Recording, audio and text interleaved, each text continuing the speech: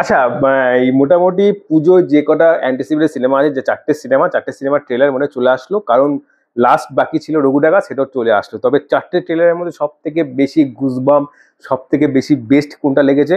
Yes, as usual Raghu ডাকাত। কেন কেন এই কথা বলছি না, আমি কোনো বায়াসড হয়ে বলছি না, আমি দেবদার খুব একটা যে খুব ডাইহার্ট ফ্যান সেটা নয়। আমি একমাত্র ডাইহার্ট ফ্যান হচ্ছে জিদ্দার, আগেও বলেছি এখনো বলছি। আর হ্যাঁ, দেবদার কাজ আমার বর্তমানে ভালো লাগে, এটা হচ্ছে মুদ্রা কথা। বাট সত্যতা বলতে আমার এই চারটে ট্রেলারের মধ্যে দেবদার ট্রেলার দারুণ লেগেছে। হ্যাঁ, সিজিআই ভিএফএক্স এর কিছু কিছু জায়গায়, বাট সব জায়গায় বলবো না, কিছু কিছু জায়গায় হয়তো ইউজ হয়তো একটু খারাপ লাগতে পারে, বাট ওভারঅল ট্রেলারে কিন্তু গুজবাম দিয়েছে ভাই। কারণ ইংরেজদের আমলে সেই জায়গাটা থেকে শুরু করে জমিদারের যে অত্যাচার, জমিদারের প্রতি যে বিদ্রোহের আগুন জ্বালানো, সেখান থেকে শুরু করে অ্যাকশন থেকে শুরু করে মোটামুটি দেবদার অভিনয়, প্রত্যেকটা জিনিস আমার পার্টুয়ে ভালো লেগেছে। আর সিনেমার ট্রেলার যখন আমি ইউটিউবে দেখলাম তখন একরকম লেগেছিল, বাট ডাউনলোড করার পর যখন আমি আস্তে চুপচাপ ভাবে দেখলাম, ভাই গায়ে গুজবাম দিল, এটা বলতেই হবে। কারণ ভাই ফার্স্ট টু লাস্ট ভাই সব ছিল। আর সব থেকে বেশি খতরনাক যেটা লাগলো এই ট্রেলারে, 3 মিনিটের এই ট্রেলারে, সেটা ছিল হচ্ছে লাস্টের যখন রঘু ডাকাতের পেছনে কেউ চাকু বা দাও ঢুকিয়ে দিল,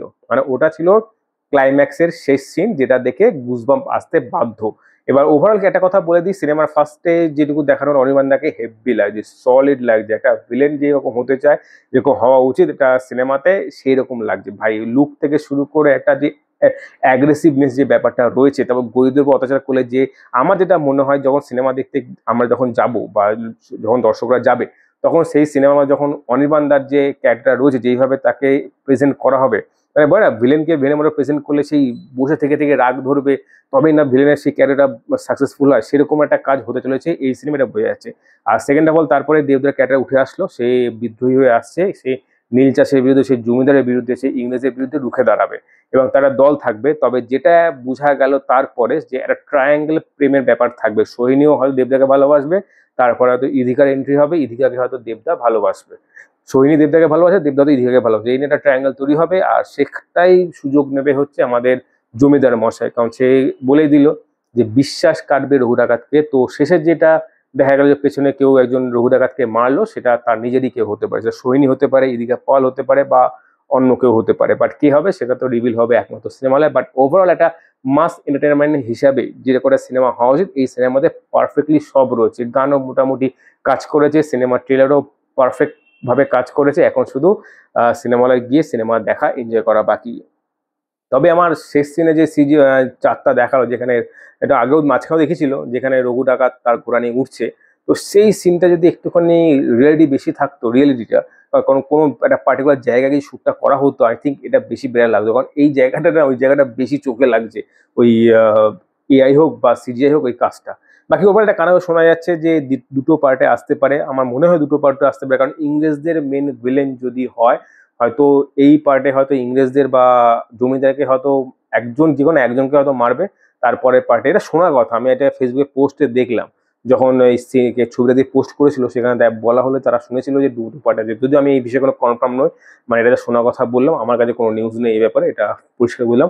বাট ওভারঅল ট্রেলার ভালো লেগেছে। বাকি দেবদা এখন গুরু পুরো মার্কেটিং লেভেলটাকে না এই জায়গায় নিয়ে গেছে, মানে যাই হোক তাই হোক, আমি টাকা তুলে নেবো এইটুকুটা, এই যে মাইন্ডসেটটা নিয়ে দেবদা এগোচ্ছে, পারফেক্ট বিজনেস মাইন্ডসেট আমার মনে হয়।